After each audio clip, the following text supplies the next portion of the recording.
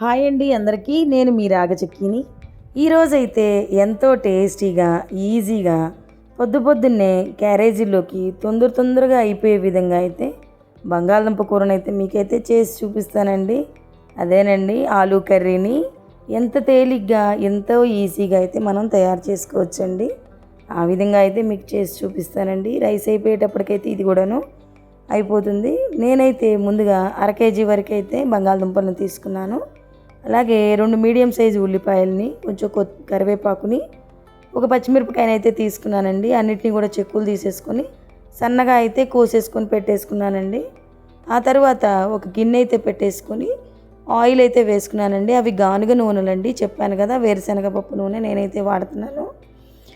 ఒక 3 స్పూన్స్ వరకు అయితే తీసుకున్నానండి ఆయిల్ని. దాన్ని అయితే తాలింపు గింజలు వేసేసుకొని వేయించుకోవాలి. కొంచెం జీలకర్ర ఎక్కువగా వేసుకోండి, ఈ కర్రీలో టేస్ట్ అయితే చాలా బాగుంటుందండి.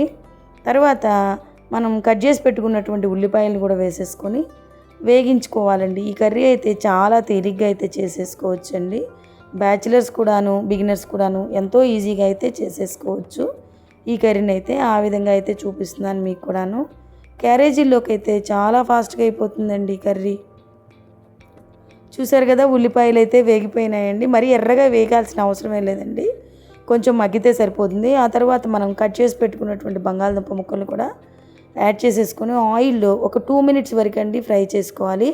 ఆ తర్వాత పసుపుని, ఉప్పుని అయితే యాడ్ చేసుకోవాలండి. నేనైతే అది సంబార్ పసుపు అండి. ఆ పసుపులోనే ధనియాలు, జీలకర్ర, మెంతులు, కరివేపాకు పొడి, చిన్నులపాయలు అన్నిటినీ వేసేసి అయితే ఆడిపించుకొని ఉంచుకుంటానండి. ఆ పౌడర్ని దాన్ని అయితే యూజ్ చేస్తున్నాను.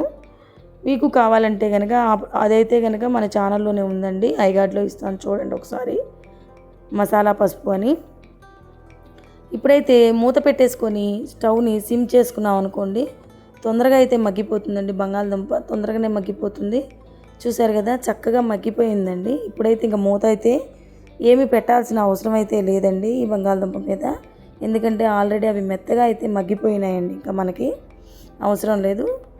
తర్వాత కొంచెం చిన్నులపాయ రెబ్బలు అయితే తీసుకున్నానండి. వాటిని అయితే పచ్చాగా కొట్టుకున్నానండి. అంటే మెత్తగా కాదండి, కొంచెం నలగనట్టుగా కొట్టుకున్నాను. ఆ తర్వాత దాన్ని కూడా యాడ్ చేసేసుకోవాలండి ఈ చిన్నులపాయల్లోని, ఈ బంగాళదుంపల్లోనే. అవి కూడా కొంచెం ఫ్రై చేసుకున్నాం అనుకోండి, ఆ స్మెల్ అనేది ఈ బంగాళదుంపకి అయితే బాగా పడుతుందండి. ఆ తర్వాత కొంచెం కారాన్ని కూడా యాడ్ చేసుకున్నాము. మీరు ఎక్కువ తింటే ఎక్కువ వేసుకోండి, తక్కువ తినే పని అయితే తక్కువగా వేసుకోండి. నేనైతే మీడియంగా వేసుకున్నానండి, మాకు సరిపోయే విధంగా. మీకు ఎంత కారం కావాలంటే అంత కారాన్ని అయితే యాడ్ చేసేసుకోండి. ఆ తర్వాత మనం కొంచెం మూత పెట్టేసి సిమ్లో 1-2 నిమిషాలు మగ్గించుకున్నాం అనుకోండి, కారం పచ్చివాసన అయితే లేకుండా ఉంటుందండి. చూసారు కదా, ఎంతో కమ్మగా టేస్టీగా ఉండే బంగాళదుంప కర్రీ అయితే రెడీ అయిపోయింది. మీరు కూడా ఈ విధంగా అయితే ట్రై చేసి చూడండి మీ ఇంట్లో, ఎంతో టేస్టీగా అయితే ఉంటుందండి. పొద్దున్నే తొందరగా కూడా అయిపోతుంది. నా వీడియో కనుక మీకు నచ్చినట్లయితే ప్లీజ్ లైక్ చేయండి, షేర్ చేయండి, సబ్స్క్రైబ్ చేసుకోండి.